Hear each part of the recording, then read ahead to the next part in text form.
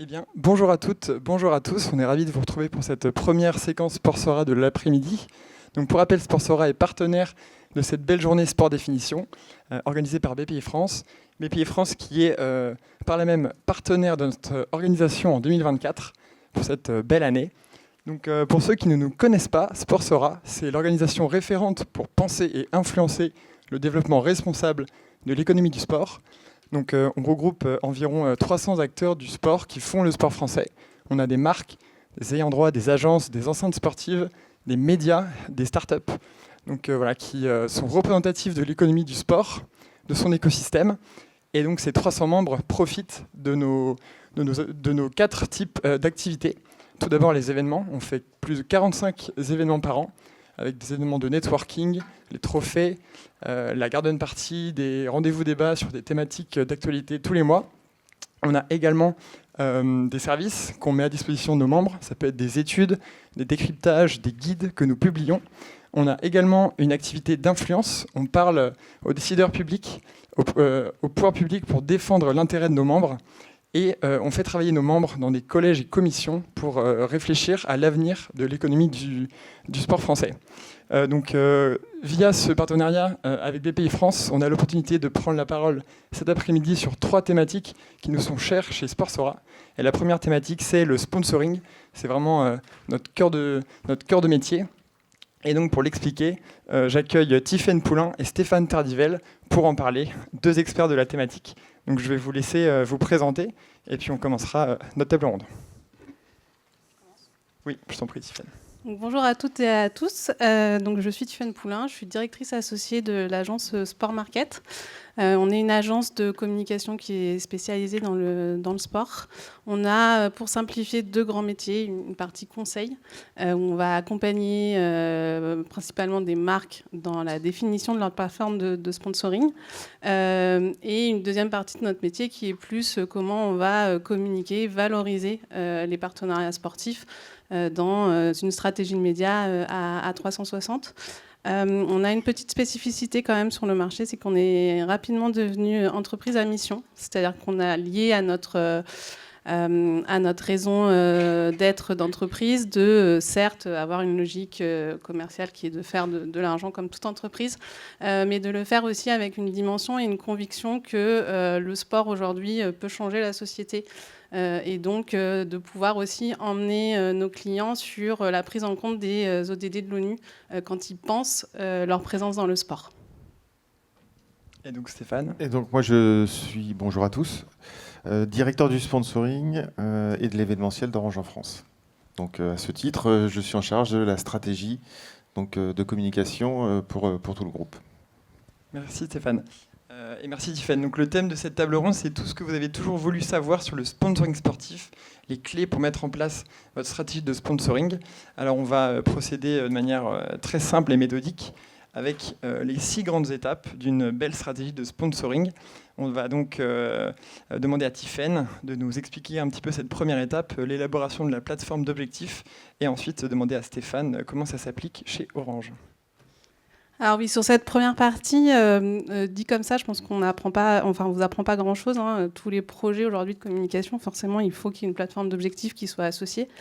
Ce qu'on veut faire, le message un peu spécifique à faire passer sur la partie sport, c'est surtout de pouvoir identifier l'ensemble du potentiel que le sport peut apporter pour une entreprise. Généralement, on voit ça d'un point de vue très notoriété, alors qu'aujourd'hui, le sport peut permettre à une entreprise de valoriser à la fois une dimension fonctionnelle ou une dimension métier. Je pense que Stéphane y reviendra, mais c'est un peu ce que fait BPCE au travers de son partenariat avec Paris 2024 quand il explique qu'il a mis à disposition son savoir-faire pour développer la plateforme de paiement autour de la billetterie. Mais il y a aussi une dimension plus émotionnelle, plus symbolique, plus immatérielle qu'on peut aller chercher quand on communique au travers du sport. Donc ça, c'est la première chose, c'est quand on réfléchit sa plateforme d'objectifs, de bien voir que le sport permet de travailler ces 2 jambes de la stratégie de communication de l'entreprise, et de se dire aussi finalement qu'on peut travailler des enjeux qui sont des enjeux marketing, des enjeux commerciaux, des enjeux de communication interne, communication externe, de réputation. Donc le sponsoring va avoir une capacité finalement à permettre aux marques de travailler sur la marque commerciale, sur la marque entreprise et institutionnelle, sur le volet responsable et citoyen aussi. On a de plus en plus aujourd'hui les enjeux de RSE qui émergent dans les stratégies de sponsoring sportif et c'est un levier qui permet aux entreprises de prendre leur part en fait sur des sujets sociétaux. C'est aussi un superbe outil pour travailler la marque employeur. Donc le premier enjeu en fait, c'est de réussir vraiment à identifier toutes ces forces-là et après à les hiérarchiser. Nous, tous les ans à peu près, on a des entreprises qui viennent nous voir en disant j'ai besoin de conseils parce qu'on hésite entre sponsoriser la météo et faire du sponsoring sportif. Donc ça, pour nous, c'est un sujet qu'on adore parce que 9 fois sur 10, forcément, la marque va sur le sponsoring sportif, dans le sens où le premier regard a été un regard principalement de notoriété de l'entreprise. Et quand on explique en fait l'ensemble du potentiel de réponse que peut avoir le sponsoring à la diversité des enjeux auxquels sont confrontés notamment les directeurs de la communication, forcément, la comparaison ne fonctionne un peu différemment. Et ça, les entreprises le comprennent de plus en plus. Ça fait, je ne vais pas vous dire combien de temps je fais le métier parce que sinon vous allez me trouver très vieille, mais à un moment quand j'ai commencé, j'ai l'impression que les départements sponsoring étaient un peu au fond du couloir et que les autres membres des équipes de communication marketing venaient les voir principalement pour avoir des places pour les matchs de rugby ou pour les matchs de foot.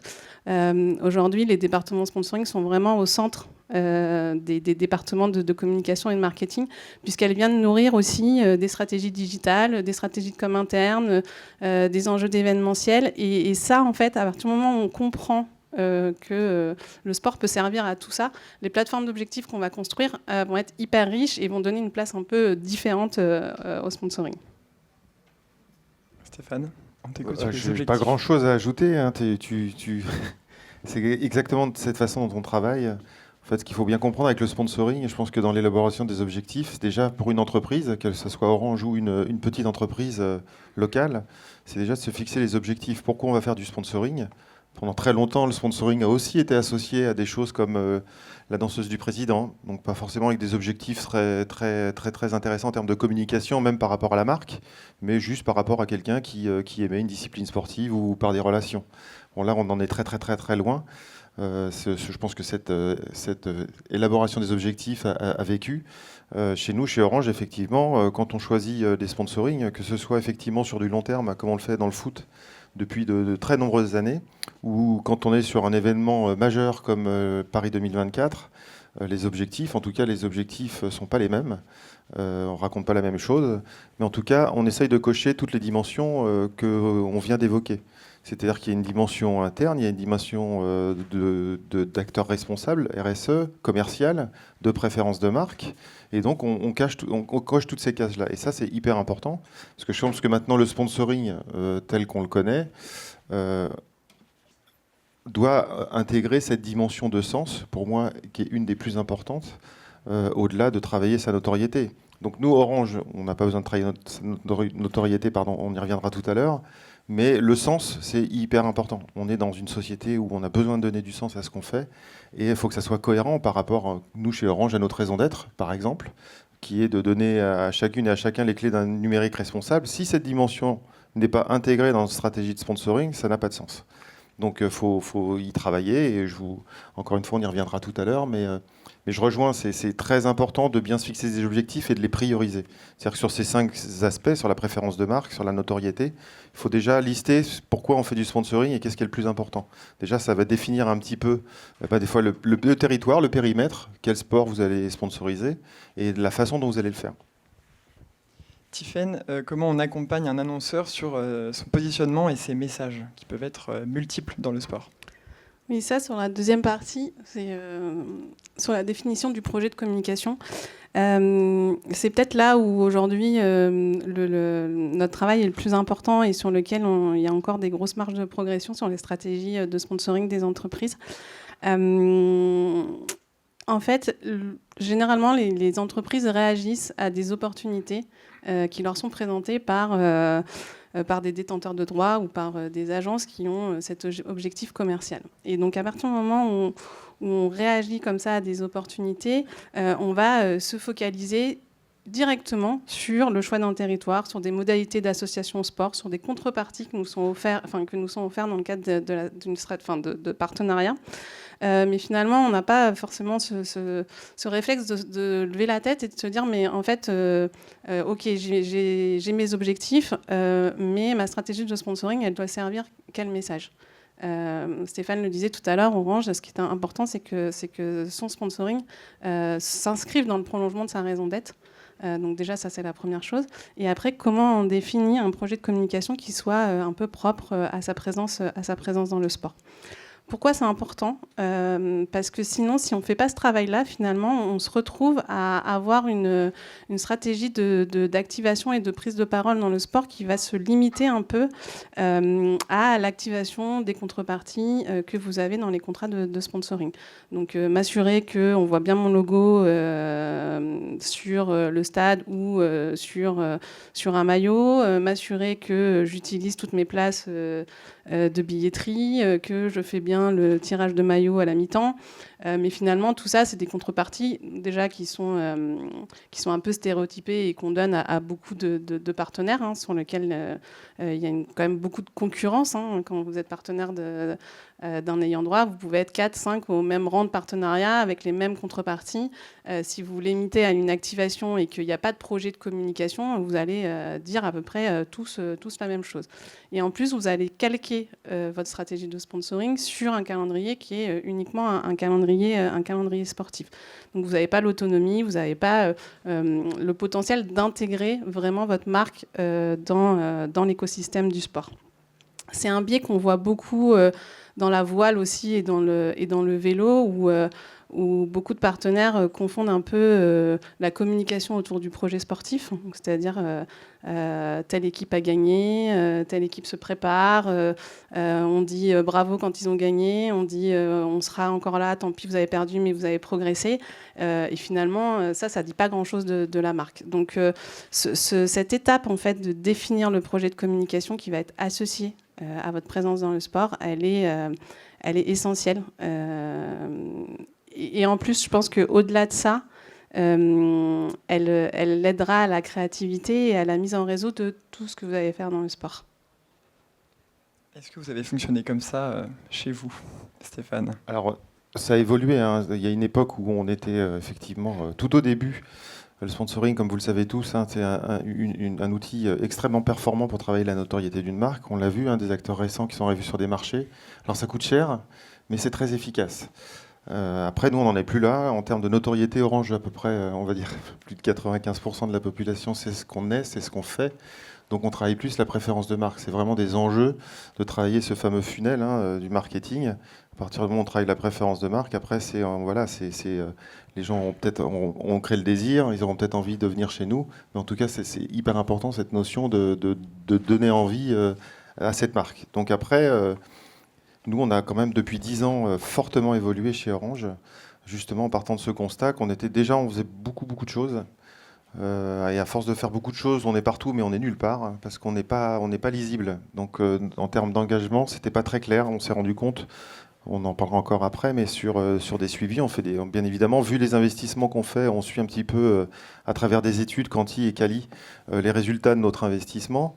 Et on s'était rendu compte que les gens, notamment dans le football, comprenait très bien que Orange était un acteur majeur du foot. Hein, quand on demande d'ailleurs aux Français quelles sont les marques associées au football en France, sans surprise, hein, il y a Adidas, Nike, et souvent en 3e ou 4e position, c'est Orange ou Coca-Cola. C'est-à-dire qu'on est ultra légitime sur ce périmètre-là, c'est quelque chose qu'on a très bien travaillé, mais on s'était rendu compte que les gens... Alors c'était plutôt très positif aussi, vis-à-vis de la marque, en termes de considération.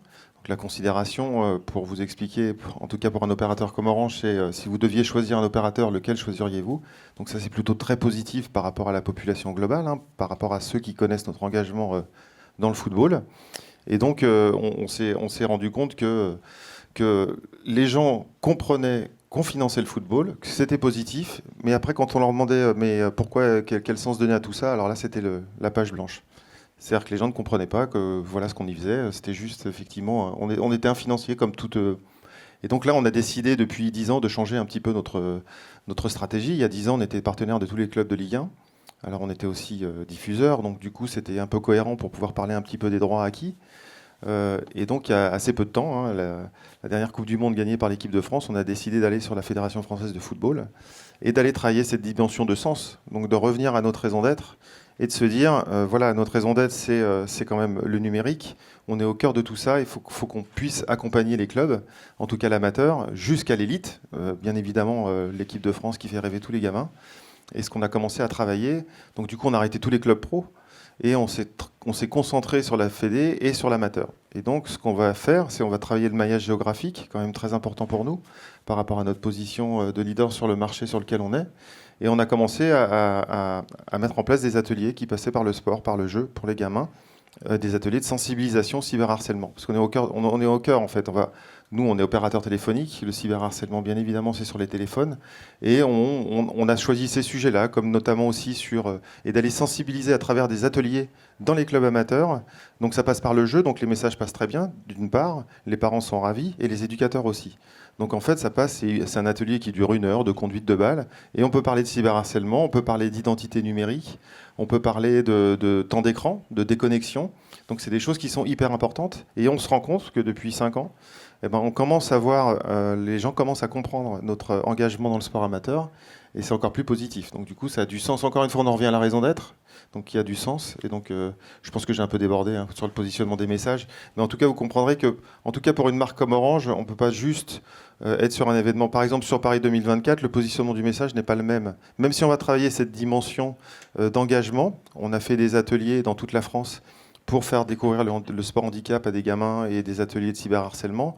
Là, on a très clairement, sur Paris 2024, au-delà de dire qu'on est partenaire majeur, ce qui reste important, c'est pour nous, ce qui est très important, c'est de se définir comme un fournisseur. C'est-à-dire qu'on est partenaire comme plein d'autres partenaires majeurs, mais c'est d'expliquer que le rôle clé est crucial d'Orange dans l'organisation de cet événement. C'est-à-dire que là, on a, à l'heure actuelle où je vous parle, on a 1000 personnes chez Orange qui travaillent à 100% sur les Jeux Olympiques. C'est-à-dire qu'on va déployer le réseau. Que sans nous, voilà, on est en charge du transport des images pour tout à chacun. Il faut bien comprendre que pendant 2 semaines, voilà, c'est 32 championnats du monde en 2 semaines. Donc c'est sans commune mesure par rapport à tous les événements. Donc ça, c'est un sponsoring qui est plus lié à notre cœur de business, à notre savoir-faire. Et alors que, voilà, vous l'aurez compris, sur le football, c'est un peu différent. Mais là, on est sur un événement très ponctuel. Mais là, quand on parlait de prioriser nos messages, voilà, sur un Paris 2024, la priorité, c'est quand même le réseau. Et quand on sponsorise sur le long terme le football, la priorité, c'est bien évidemment de donner du sens à notre engagement et d'accompagner les familles et les jeunes sur des choses qui sont quand même des faits de société hyper importants. Merci Stéphane. Et donc sur le choix des actifs, vous en tant qu'agence Sport Market, comment vous accompagnez les annonceurs qui ont plus ou moins de budget sur tel ou tel asset ? Alors oui, tu parlais, il y a la question de budget, mais forcément, quand on a fait la plateforme d'objectifs, quand on a identifié un projet de communication, c'est aussi plus simple de resserrer et d'aller en entonnoir, puisque je le disais, les opportunités sont énormes. Choisir un sport, est-ce qu'on est partenaire d'une fédération, est-ce qu'on est partenaire d'un club, est-ce qu'on va sur les athlètes, comment on va aussi jusqu'au sport amateur, des modalités d'association au sport, il y en a beaucoup. Est-ce que je crée un événement propriétaire, donc généralement ce travail en fait qui a été fait sur la plateforme d'objectifs et sur le projet de communication permet quand même de resserrer. Et nous, on travaille sur 2 ou 3 scénarios maximum qui vont être liés, en effet. Je vais regarder si, en termes de valeur, le sport correspond à ma plateforme d'objectifs en termes d'image. Je vais regarder forcément le budget qui peut être alloué au sujet. Est-ce qu'on est sur une entreprise qui a besoin de notoriété nationale ? Est-ce que c'est une entreprise qui a besoin de maillage territorial ? Ça aussi, ça change.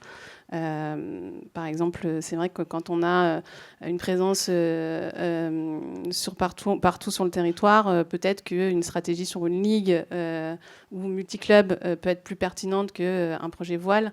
On a travaillé longtemps pour Groupama. Il y a aussi l'opportunité d'avoir des territoires majeurs et des territoires complémentaires qui marchent bien aussi. Donc Groupama, au niveau du groupe, avait la voile, quelque chose de très aspirationnel, de très visible, mais d'assez éloigné finalement de ces publics en local. Ils avaient fait le choix de rajouter finalement à cette stratégie voile, une stratégie foot plus ancrée dans le quotidien des publics au niveau local.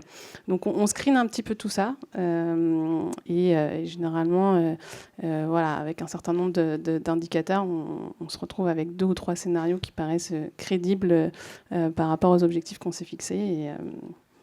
Et voilà. Est-ce que les packages sont disponibles chez les ayants droit ?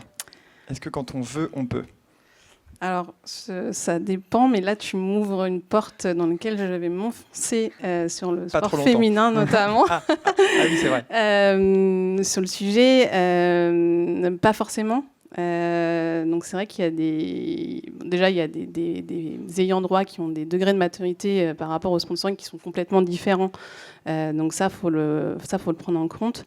Voilà, je parlais du sport féminin parce que longtemps on a voulu emmener une entreprise assez légitimement, et là ça collait sur les objectifs sur le projet de communication sur du foot féminin, et en fait on s'est rendu compte que l'offre n'existait pas sur le foot féminin. Donc ça, c'est vrai que c'est un vrai sujet. Après, c'est notre rôle d'agence aussi peut-être de construire les packages qui n'existaient pas. Et même quand les packages existent, nous, le travail qu'on fait aussi, c'est de se dire, ne prenons pas le contrat. Bon, il y a dans les contrats, c'est stéréotypé, il y a 300 places. Bon, ok, moi, en fait, ma stratégie, elle est vraiment locale. J'en veux 500. Bah, en fait, ça s'ajuste. Où il y a des contreparties que je ne vais pas utiliser. Par contre, est-ce que je peux avoir une journée en plus de joueurs ? Donc il y a aussi ce travail-là de ne pas se dire qu'on prend le package. Le package de l'ayant droit, il a été construit pour répondre à des problématiques de l'ayant droit. L'entreprise doit aussi s'approprier ce contrat-là et faire bouger les lignes pour que ça réponde à ces enjeux de communication et aux objectifs qu'on s'est fixés. Donc il y a aussi ce travail... de construire les packages quand ils n'existent pas, et deux, de les ajuster en fonction des ambitions de la marque au travers de ce partenariat. Et donc tu dis qu'une marque peut même jusqu'à accompagner une activité, un sport. Est-ce que Stéphane, c'est ce que vous avez fait avec le e-sport, par exemple ? Ah bah là je te rejoins complètement sur le fait, on est souvent dans des modèles très structurés, on se dit, voilà, il y a un package, il faut que ça rentre, et nous, c'est pas du tout comme ça qu'on voit le sponsoring, et effectivement, on l'a fait en arrivant sur l'e-sport. Alors, encore une fois, vous voyez, l'e-sport, on arrive sur ce territoire parce qu'on y est depuis 10 ans. On est quand même au cœur du dispositif. Hein. On aime toujours comparer, en fait, pour jouer au foot, il vous faut les bons crampons. Donc Adidas ou Nike ou peu importe, Puma. Nous, ce qu'on considère, c'est que pour jouer dans les bonnes conditions à l'e-sport, il vous faut le bon réseau. Donc on a ce positionnement-là qui est tout en haut.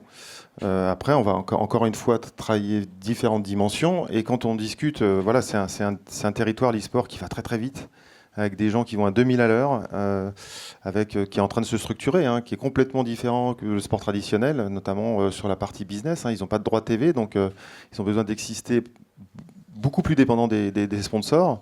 Par contre, voilà, ils sont jeunes.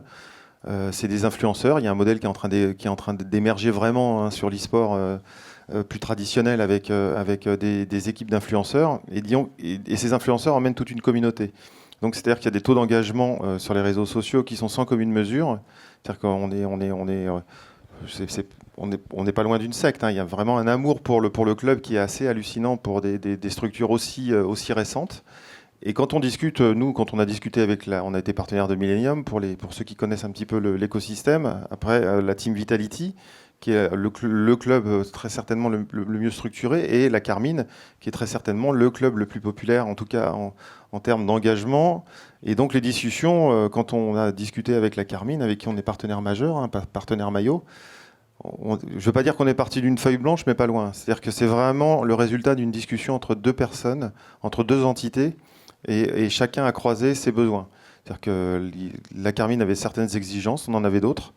Et voilà, c'est des discussions où on est complètement ouvert. C'est-à-dire que quand on discute avec la Carmine, je me souviens très bien avec l'un des cofondateurs, et les deux d'ailleurs, Prime et Kamel, l'idée c'était de se dire, faut que les choses soient claires. En fait, j'arrivais du divertissement avant, j'ai pas tout le temps été chez Orange.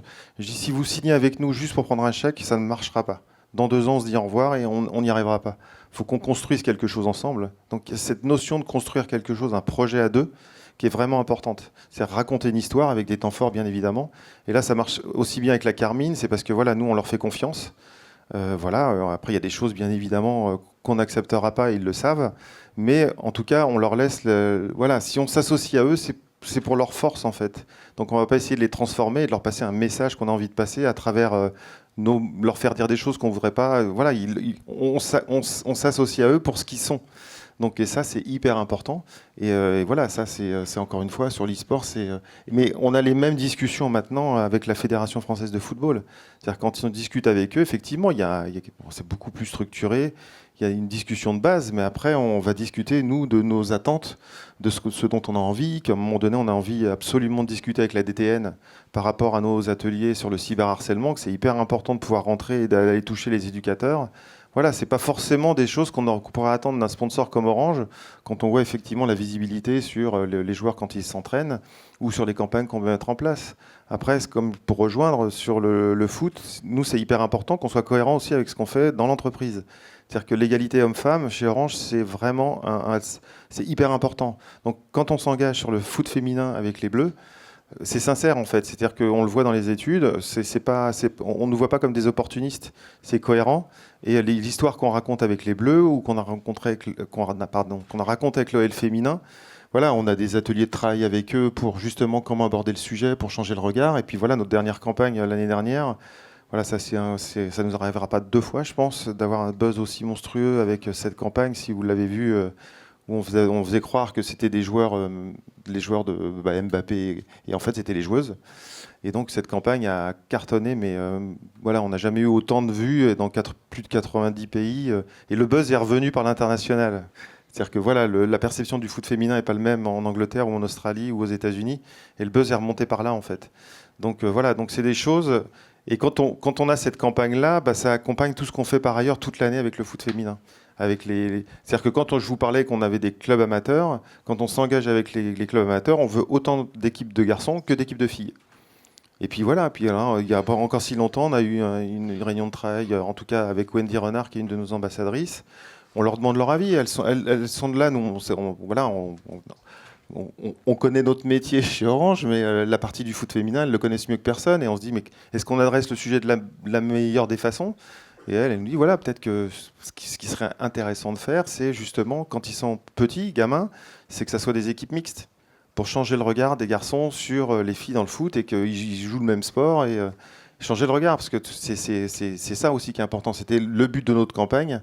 Et là, c'est important. Après, bien évidemment... la visibilité est importante, la com est importante, on est là aussi pour faire du business, mais en tout cas, toute cette dimension d'engagement est hyper importante. On peut pas, en tout cas pour des marques comme Orange ou d'autres gros sponsors en France, c'est clé. Ça peut pas ne pas être traité, c'est pas possible. Et donc tu parlais de la compile des Bleus, qui est une très belle activation, qui est un très bel exemple. Comment on accompagne les marques dans l'activation de leur partenariat, Tiffaine ? Alors, sur la partie activation, sur le sport, en fait, il faut savoir qu'on est historiquement quand même très hors média sur la façon dont on a d'utiliser le partenariat sportif. Pourquoi ? Parce que je pense qu'on est dans le sport et la vérité du terrain est hyper importante. Et on a besoin finalement de cette proximité-là, d'être au contact. Donc du coup, d'avoir des vrais programmes de fond. Je trouve ça hyper intéressant ce que racontait Stéphane, parce que en effet, on a tous en tête la copie un peu pub de ce film. Mais en fait, derrière, oui, elle a buzzé, mais elle a été crédible aussi parce qu'elle était portée par Orange. Qui est un acteur du foot, et on sait que derrière, en fait, on n'est pas sur de la communication fictionnelle. La communication fictionnelle dans le sport, elle ne marche pas du tout. Il faut être sur des tangibles, être au contact aussi du partenaire pour pouvoir travailler avec lui, construire des choses sur le terrain, aller toucher du membre de l'équipe de France quand on est partenaire d'une fédé à la personne qui évolue dans un club sportif. Et ça, en fait, ça nécessite d'être présent. Ça nécessite de le faire avec sincérité aussi. Parce que dans le sport, ça se voit si on n'est pas sincère. Enfin, on est vraiment, ça fonctionne comme sur le terrain, en fait. Il y a cette réalité-là qui qui est hyper importante. Et du coup, donc il y a ça déjà, il y a comment tu t'apparais comme un acteur sincère une fois que tu as créé ton projet de communication, que tu t'es engagé. Cet engagement, il est hyper important parce qu'il permet de la différenciation aussi. On a parlé, il y a beaucoup d'entreprises qui communiquent dans le sport. Beaucoup ne se différencient pas parce qu'ils vont être dans un registre de marque supporter. Je le disais tout à l'heure, on a tous des campagnes qui disent allez les Bleus avant le début de la compétition, merci les Bleus à la fin de la compétition et génial, vous avez gagné. Ça c'est intéressant, il faut le faire, on est là pour ça. Il y a la ferveur, la dimension émotionnelle que procure le sport, les marques ont intérêt de s'en servir, mais à côté de ça il doit y avoir un discours d'engagement qui est propre à la marque, qui est propre à son projet de communication, qui est propre à son métier, qui est propre à sa raison d'être, et ce discours d'engagement il doit se traduire par des actions concrètes, des actions sur le terrain, des actions sur le digital, des actions en termes de communication interne. Je pense que voilà, le sponsoring fonctionne aussi quand on arrive à embarquer l'interne et que ce n'est pas qu'un projet de communication en externe. Donc nous, on essaye vraiment d'activer le 360 en hors média historiquement. Et aujourd'hui, on s'est rendu compte aussi que la force du sport, elle passait par la copie pub. Et finalement, tout ce que fait Orange depuis longtemps sur le terrain, enfin, t'en parleras mieux que moi, mais ça lui a donné une autre dimension d'avoir cette copie pub qui a accompagné une réalité et une sincérité qui s'est construite depuis des années. Donc voilà, on travaille un peu comme ça, mais vraiment des preuves, un discours de sincérité, intangible, des choses qui se passent sur le terrain. C'est nécessaire quand on fait une stratégie de sponsoring. Stéphane, donc vous faites du média et du hors-média, comme l'a dit Tiffaine. Beaucoup de hors-média en fait. L'avènement des réseaux sociaux nous a permis un peu de reprendre le lead, on va dire. Il y a quelques années encore, la création de Facebook, je me souviens, on avait créé notre premier compte et toutes les marques à l'époque, pour les plus anciens s'en souviennent, arrivaient sur Facebook mais sans trop de stratégie. À partir du moment où on est arrivé, nous à l'époque, on appelait ça le 12e homme. Et j'avais demandé aux équipes d'avoir une véritable stratégie sur le long terme. C'est-à-dire une ligne éditoriale avec des temps forts et de raconter, encore une fois, on en revient toujours, raconter une histoire commune avec ses partenaires, avec les différents clubs. Donc ça, franchement, le digital, ça a été une opportunité en or, parce qu'avant, pour se faire l'écho de ce qu'on pouvait faire, c'était plus traditionnel, effectivement. Il y avait des LED, fallait acheter de la presse. C'était très, très traditionnel. Là, tout d'un coup, on avait l'opportunité de pouvoir raconter une histoire et d'expliquer pourquoi on était là. Donc ça, c'est plutôt... on est toujours 100% digital. Quand on parle de la campagne des Bleus de l'année dernière, au départ, on était parti sur du digital, uniquement. Et finalement, quand on a vu le buzz partir, c'est même, je crois même savoir que c'est même M6 qui nous a appelé, qui était le diffuseur, qui nous a demandé si on n'avait pas une copie pour passer le spot d'1 minute avant le match.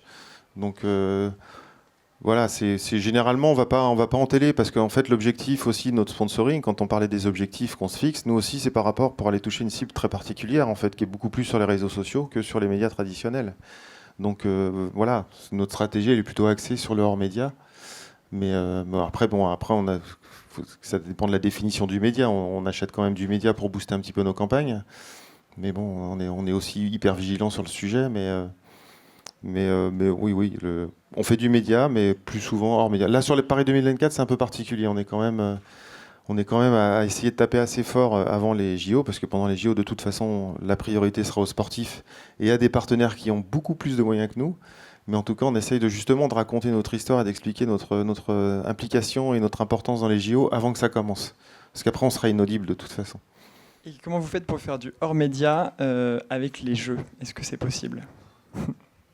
Alors, les jeux, c'est compliqué. Les jeux, c'est un des endroits les plus compliqués à travailler. Mais bon, vu qu'on est sur nos... Parce qu'en fait, pour bien comprendre, les structures, le CIO a des partenaires annuel, donc ça couvre un certain périmètre, et quand il y a les Paris 2024, il y a une autre série de partenaires qui arrivent, et nous malheureusement il y avait beaucoup de territoires d'exclusivité qui étaient déjà couverts par les partenaires du CIO, donc ça nous limitait un petit peu, donc du coup on est vraiment partenaire réseau. Donc du coup, après, on explique notre histoire. Et quand on a voulu justement être un petit peu plus présent, on a pris ce qu'ils appellent les programmes signatures. Donc les programmes signatures, c'est la Flamme, c'est le Marathon pour tous. Et nous, voilà, nous, on était déjà engagés en interne avec une application que vous connaissez peut-être qui s'appelle Sport Heroes. Et donc, ce qui sensibilisait nos collaborateurs à la sédentarité. Et donc, ça nous paraissait logique d'aller se positionner sur ce marathon pour tous, parce que d'une part, c'était ouvert au plus grand nombre, on trouvait ça génial comme idée, et cohérent avec l'engagement qu'on avait pris en interne. Donc là, du coup, on reprend la main et on s'est inspiré de ce qu'on a pu faire avec le football, avec le rugby, et on a créé nos teams. Et voilà, l'idée, c'est de se dire, on va vous préparer pour un marathon. Donc pendant 2 ans, on a communiqué comme ça sur le fait de préparer, sans parler des Paris 2024, hein, mais de préparer quelqu'un avec un team d'ambassadeurs à un marathon. Ça a plutôt bien fonctionné. On était les seuls là, à la rentrée à pouvoir faire gagner des dossards. Autant vous dire que il y a beaucoup de gens qui veulent le courir, celui-là. Mais voilà comment on a activé. Et puis après, on a plein de... On a tout ce qui est autour du marketing, bien évidemment. Hein. Donc on a des offres. Il y a des choses qu'on peut activer plus facilement parce que, bien évidemment, sur notre cœur de métier, Samsung est un des partenaires. Donc on fait des choses avec Samsung. Donc il y a plein de choses. On fait de l'affichage. Donc, mais on est mais en tout cas, on est regardé à la loupe. Hein. Faut vraiment qu'on reste sur notre territoire de jeu parce que sinon, sans mauvais jeu de mots, on est très vite rattrapé par la patrouille. On va parler maintenant de la stratégie des moyens. Quels moyens, Tiffaine ? On en a déjà un petit peu parlé finalement sur l'activation. Aujourd'hui, c'est vrai que quand on pense une stratégie de sponsoring, il ne faut pas, d'un point de vue notamment budget, il ne faut pas juste regarder le prix que vous coûte le partenariat, parce que sinon, ça ne marchera pas. C'est-à-dire que tout ce qu'on a dit avant sur le projet de communication, sur les capacités à activer... ça, c'est aussi des moyens financiers, c'est aussi des moyens humains. Je pense qu'il y a ça aussi, hein, quand on construit une stratégie de sponsoring, il faut penser à quels moyens je vais flécher en termes d'activation, quelle équipe je vais pouvoir mobiliser, parce que ça c'est hyper important. Si vous n'avez pas les effectifs pour pouvoir gérer déjà le servicing de votre partenariat, et ça c'est un peu la problématique qu'on a chez beaucoup d'entreprises finalement, c'est que les équipes en charge vont être happées par le quotidien du partenariat, par, je le disais, s'assurer qu'à chaque match, le volume de billetterie est activé, enfin voilà, ce genre de choses finalement. Et donc c'est vrai que la stratégie des moyens, elle doit aussi être pensée en termes de budget, en termes de staffing. On est sur du 2 pour 1 généralement sur le ratio à minima. On essaye. En tout cas, c'est les recommandations, je pense que porte Sportsora aussi. C'est pas du tout la réalité de ce que nous on observe malheureusement, mais encore une fois, c'est parce qu'à la base, quand les stratégies sont pensées, elles se limitent au partenariat. Et je pense qu'il y a beaucoup de partenaires de Paris 2024 qui ont aussi fait cette erreur-là, notamment sont des rangs un peu inférieurs des partenaires qui avaient moins d'expérience qu'Orange. Et ça, c'est hyper important de déjà anticiper ça dès le début de la réflexion qu'on mène sur le sponsoring. Est-ce que chez Orange, on se donne les moyens d'activer ? Ouais, ça va. Ouais, staffing, vous avez une équipe. Je pense c'est unique en fait, comment on est structuré. Je pense qu'il n'y a aucune autre marque en fait. Moi, j'ai la chance de pouvoir me reposer sur un directeur du sponsoring sportif. Donc il y a des équipes dédiées sur le foot avec effectivement un manager qui réfléchissent à la stratégie et à sa mise en œuvre. Et on travaille effectivement avec des agences qui sont... quand on a une stratégie qui est justement d'aller mailler le territoire sur les clubs amateurs, voilà, quand on voit sur le papier d'aller animer des ateliers, c'est super hein, comme idée. Mais quand il faut démultiplier, que là on a un objectif d'avoir 250 clubs en direct à la fin de l'année, plus les éducateurs qu'on forme à distance via la plateforme de la FFF, voilà, il faut quelqu'un pour coordonner, donc ça prend beaucoup de temps. Après, on s'appuie sur des agences, bien évidemment, pour nous aider et nous accompagner. Mais on est structuré, en tout cas, voilà, c'est sans commune mesure. Après, la stratégie des moyens, elle est hyper importante. Il faut bien réfléchir où on met les pieds. Si on a tout mis dans les droits, puis qu'après, on ne peut plus activer, effectivement, c'est un non-sens total. Et c'est pas aussi... ça a pu nous arriver d'être des fois sur des choses où on n'avait même plus les moyens d'activer. Et c'est pour ça aussi qu'on a changé notre stratégie depuis 10 ans, parce on avait tellement de droits qu'on n'activait pas si bien que ça, en fait. Et donc là, le fait aussi de réduire un petit peu et de faire plus de choix, plus drastiques. Là, voilà, maintenant, on va avoir un territoire unique qui va être le football. Ça nous redonne aussi une marge de manœuvre et une respiration pour pouvoir activer un peu plus correctement, en tout cas sur le terrain. Parce que pour être sur le terrain, c'est aussi les clubs amateurs leur apporter des maillots, des équipements, voilà, d'organiser les choses, d'organiser des grands tournois, ce genre de choses. Ou encore une fois, on parle de cyberharcèlement, de temps d'écran. On avait fait une campagne il n'y a pas si longtemps avec justement l'équipe de France dans le cadre des droits collectifs. Donc quand vous avez Mbappé, Pogba, Griezmann, tout ça dans le même spot, c'est quand même dommage de ne pas pouvoir l'activer. Mais voilà, on était pas loin de ne pas pouvoir l'activer parce que vous voyez, une marque comme Orange, on a des objectifs aussi marketing et commerciaux. Et donc, certaines fois, la priorité, c'est pas forcément l'équipe de France. Mais comme tu le disais très justement, le fait d'être intégré au cœur de la stratégie de communication commerciale et marketing, on intègre ces éléments-là maintenant. C'est-à-dire que là, pour vous donner un exemple dans l'e-sport, en stratégie de moyens, pardon, on a travaillé avec la Carmine sur une offre, un coupon, une offre de réduction. Et au départ, le marketing nous a proposé une offre qui était hyper compliquée. C'est-à-dire que quand on en a parlé à Kamel il dit oh non, je suis pas du tout à l'aise pour parler de ça à la commu. C'est trop compliqué. Vous savez, c'est le genre de une offre où au bout d'un an, ça devient plus cher, quoi. Et en fait, on a construit l'offre ensemble. Et encore une fois, c'est pour ça que ça a marché. C'est-à-dire que lui connaît bien sa commu. Nous, on connaît bien nos offres et comment ça fonctionne. Et donc, on a fait ces coupons. Et je crois en moins de 2 jours, c'était un premier test. Donc, sur la partie commerciale, préférence de marque, c'est-à-dire Kamel, ça le positionne, regardez, je signe Orange, mais ça va vous apporter des bons plans. Et nous, c'est pareil, on signe la Carmine, ça nous donne accès aussi à une communauté qui est peut-être plus difficile à les toucher. Et on fait une petite offre comme ça ensemble, et ça fonctionne.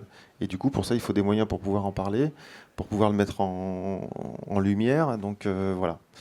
Et les activations, c'est hyper important. C'est-à-dire que c'est pas juste de signer un partenariat avec la FFF. Voilà, quand il faut faire un spot télé, ça demande des moyens. Quand il faut aller sur le terrain, ça demande des moyens. Et quand on veut rayonner, ça demande aussi des moyens. Donc ça, c'est hyper... Le 1 pour 2, nous, on n'y est jamais arrivé. Hein. C'est-à-dire que même par rapport le montant des sponsorings qui sont tellement élevés maintenant, quand on est sur l'équipe de France de foot, bien évidemment, quand vous avez payé le partenariat majeur, de rajouter 2 fois ce que vous avez payé pour faire l'activation, là, on n'y est pas, non, malheureusement. Mais bon, on arrive quand même à très bien activer. Et encore une fois, à partir du moment où on l'intègre, c'est comme pour Paris 2024, hein, c'est-à-dire qu'on n'a pas à rajouter des budgets supplémentaires. Hein, ce qu'on fait, c'est on fait en dedans. C'est-à-dire que vous imaginez bien qu'Orange a un planning strat, on prévoit des budgets d'investissement, on a tout retapissé avec du Paris 2024, que ce soit dans nos boutiques, que ce soit en interne, que ce soit sur certaines coms. Donc on a fait ce qu'on appelle le fameux en dedans de nos budgets.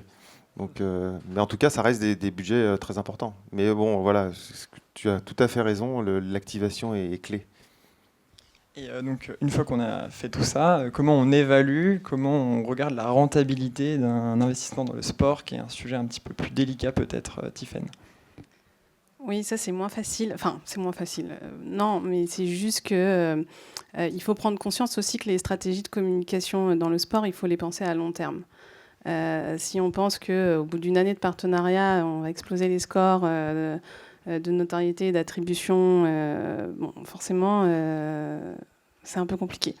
Donc ça, je pense que c'est quelque chose qu'il faut quand même avoir en tête. On parlait, je disais en introduction que on nous challengeait au moins une fois par an sur est-ce que je fais du sponsoring de la météo ou est-ce que je me lance dans une stratégie de sponsoring sportif.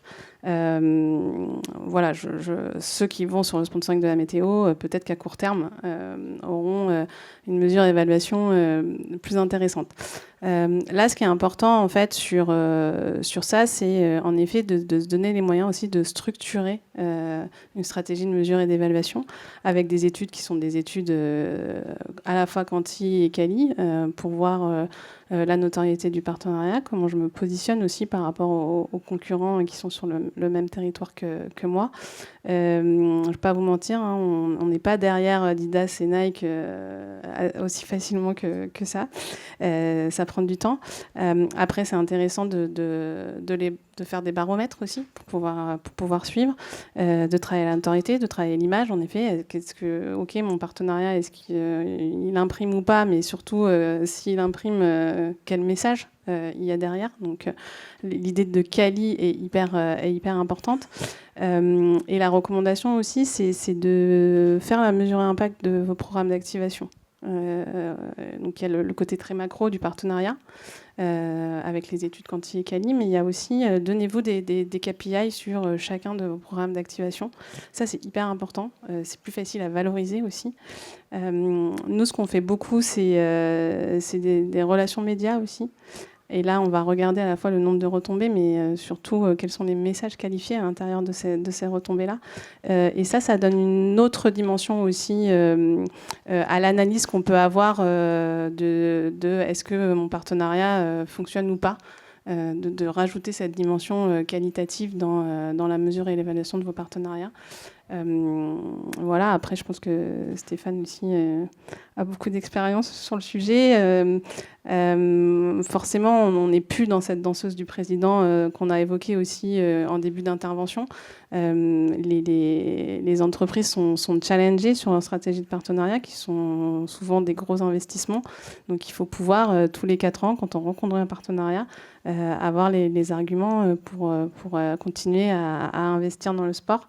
Donc voilà, ça aussi, c'est quelque chose qui est souvent oublié. C'est-à-dire que nous, les marques, elles viennent nous voir en disant voilà, je dois reconduire mon partenariat, ma direction me demande est-ce qu'on y va ou est-ce qu'on n'y va pas, parce que c'est quand même beaucoup d'argent. Et en fait, en 4 ans, il n'y a pas eu une étude d'impact et de notoriété qui a été faite autour du partenariat ou d'image. Donc un peu compliqué. Alors que si finalement c'est aussi quelque chose qu'on doit anticiper et qu'on le met en place dès le départ, déjà on peut montrer de la progression. Et ça va généralement dans le sens du sponsoring. Et c'est hyper important. Donc voilà, sur la mesure évaluation, il y a en effet tous les outils qu'on peut mettre en place, mais il y a aussi cette idée de la penser dès le départ de la stratégie de sponsoring. Stéphane, c'est bientôt la fin de cette table ronde. Peut-être que tu peux conclure sur ce thème. Oui. En tout cas, nous, on prévoit un budget important tous les ans pour mesurer tout ce qu'on peut faire. Bien évidemment que dès qu'on lance une opération, quelle qu'elle soit, de toute façon, on passe ce qu'on appelle un comité d'investissement et on présente ce qu'on va dépenser, pourquoi on le fait et quels sont nos objectifs. Et après, on passera par le bilan pour voir ce qui a fonctionné, ce qui n'a pas bien fonctionné, ajuster les curseurs. Et tous les ans, on a un baromètre qui nous permet de mesurer un petit peu l'impact plus global de la stratégie sur la marque. Donc voilà, c'est des choses qu'on regarde, notamment même sur les bleus. Vu le succès de la campagne des bleus, voilà, on était content sur le quanti, mais sur le quali, il y a quelque chose qui nous intéressait particulièrement, c'était la trace laissée en fait. Qu'est-ce qu'on avait laissé comme trace à part de genre, je l'ai vu, elle est mortelle, et c'était hyper bien fait. Voilà, on voulait savoir si ça avait laissé quand même, et donc il y avait une notion notamment hyper importante que pour nous, c'était que ça redonnait confiance aux jeunes filles dans leur capacité à faire du sport, à jouer au foot. Donc voilà, il y a des petites choses comme ça qu'on a regardées, et voilà, on regarde tout ce qu'on fait, on mesure bien évidemment, et moi, quand je suis arrivé il y a 15 ans, il n'y avait pas de suivi comme ça aussi précis, et donc c'est que j'aurais dit, avec les investissements qu'on met, il va falloir qu'on suive tout ce qu'on fait, parce que sinon un jour on va nous demander des comptes, et au-delà du quali, mais voilà, de montrer que ça a un impact pour la marque, que ça a un impact pour notre business, tout simplement. Hein, donc c'est des choses hyper importantes. Que vous soyez une marque, que vous soyez un détenteur de droits, même les détenteurs de droits nous délivrent des stats sur l'impact des marques, de leurs partenaires. Donc vaut toujours mieux mesurer soi-même, hein, même si on leur fait confiance. C'est pas le sujet, mais du coup, quand on recoupe, souvent, c'est cohérent. Hein, donc non. Les KPI, c'est hyper important. Hyper important. Merci beaucoup Stéphane, merci Tiffaine pour vos témoignages. Je pense qu'on peut les applaudir. Et si vous souhaitez en savoir plus sur le sponsoring, vous pouvez bien sûr aller sur le site de Sportsora. On a notamment sorti le guide des agences en début d'année, qui est une sorte de bible du marketing sportif, du sponsoring, avec plein d'exemples d'activation grâce à tous les annonceurs qui sont membres de Sportsora et qui ont témoigné et mis leur cas pratique dans ce guide. Et on a aussi une Sportsora Academy 2 fois par an. C'est un module de formation sur une journée où on vous apprend toutes les clés du sponsoring grâce à des intervenants comme Stéphane, comme Sport Market, Et comme d'autres annonceurs, on a Adidas, Butagaz, et voilà, plein d'experts sur le sponsoring. Et on a également encore 2 tables rondes cet après-midi. Donc je vous dis le programme, à 15h, on a les nouveaux modes de consommation du sport avec Havas et IFC. Et à 16h, on a une thématique sur les nouvelles technologies et l'engagement fan. Donc j'espère vous y retrouver. Merci beaucoup. À plus tard.